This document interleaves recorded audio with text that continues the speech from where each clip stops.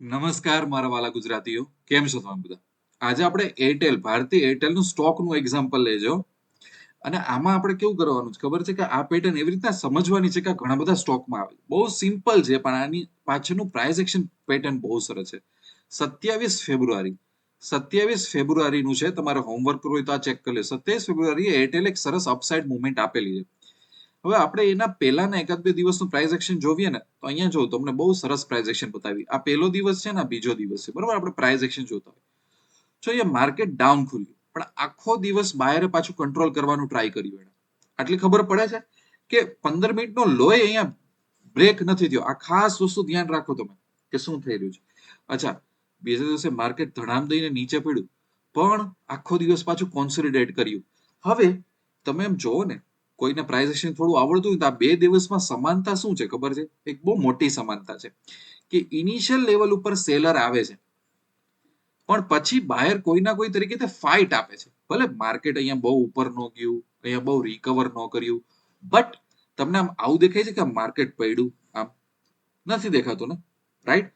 સો initially અડધા એક કલાકમાં જો અહીંયા સેલરની ફાઇટ છે, અહીંયા સેલરની ફાઇટ છે અને પછી ધીરે ધીરે રિકવર કરવાની ટ્રાય કરે છે, તો કોન્સોલિડેટ કરવાની ટ્રાય કરે છે.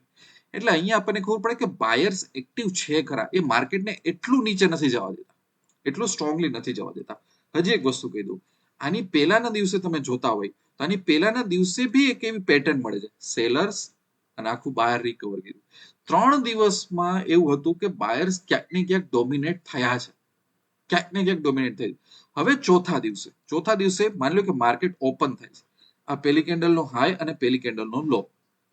હવે માની લ્યો કે માર્કેટે ખરેખર નીચે જવું જોઈતું હતું, તો આ લો તોડ્યો હોય ને, એ થયું ના થયું. અહીંયા માર્કેટે 1 કલાક લઈને આનો હાઈ તોડ્યો. પહેલી કેન્ડલ આ, બીજી, ત્રીજી અને ચોથી કેન્ડલ ડોજી કેન્ડલ લીધી. 1 કલાક 9:15 થી 10:15 નો ટાઈમ લીધો એને અને એને હાઈ તોડ્યો.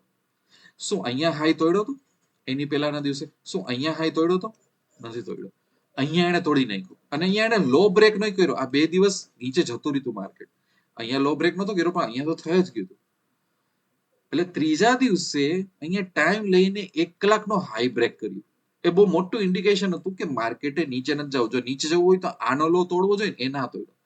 15 મિનિટનો હાઈ તૂટ્યો ને 1 કલાકનો હાઈ તૂટ્યો. એટલે અહીંયા એવું સમજાય કે જે બાયર્સ આ બે દિવસથી ટ્રાય કરતા હતા ને પાછા એક્ટિવ થયા છે. હવે ક્યાં એન્ટ્રી લેવી, કેટલો પ્રોફિટ, એ બધી વાત છોડો. આપણે તો એટલું જ જાણવાનું હતું કે ત્રીજા દિવસે જ્યારે આપણે અહીંયા ટ્રેડ કરતા હોય તો શું આપણે આંખ બંધ કરીને શોર્ટ તરફ જઈશું, અથવા તો આપણને વિચારવાની ખબર હશે કે ભાઈ જોજે લાસ્ટ 3 દિવસથી બાયર્સ ક્યાંક ને ક્યાંક એક્ટિવ થઈ રહ્યા છે, બરોબર છે? કોન્સોલિડેશન થાય છે, રિકવર થાય છે. આજના દિવસે જે ટ્રેડિંગ કરી છે 15 મિનિટનો લોય બ્રેક નથી થતો, તો હું ક્યાંથી શોર્ટિંગ કરવા જાઉં? અને ઉલટાનું એને ટાઈમ લઈને હાઈ બ્રેક કર્યો. એટલે આમાંથી તો પછી અપસાઇડ જ પૈસા બને, ડાઉનસાઇડ પૈસા ન બને. એટલે લોજિક છે. આ લોજિકને આપણે સમજવું પડે કે માર્કેટ શું કહેવા માંગે છે, કોણ કંટ્રોલમાં આવે છે માર્કેટમાં, પાવર કઈ રીતે શિફ્ટ થાય છે ને પોસિબિલિટી કઈ સાઈડ છે. પછી તમે ટ્રેડ ક્યાં લેશો, કયો સ્ટોપ લોસ રાખશો, એ તો બહુ પાછળની વાત છે. પહેલા તો ચાર્ટ સમજાય છે કે નથી સમજાતા, રાઈટ? મારી એપ ડાઉનલોડ કરી લેજો, તમને બહુ ઇન્ટરેસ્ટિંગ પ્રાઇસ એક્શન અપડેટ એમાં આપું છું. વર્કશોપ બી છે આપણા. અને બાકી મળતા રહેશો આપણે સારા સારા વિડીયોમાં. ત્યાં સુધી wish you lots of love and happiness.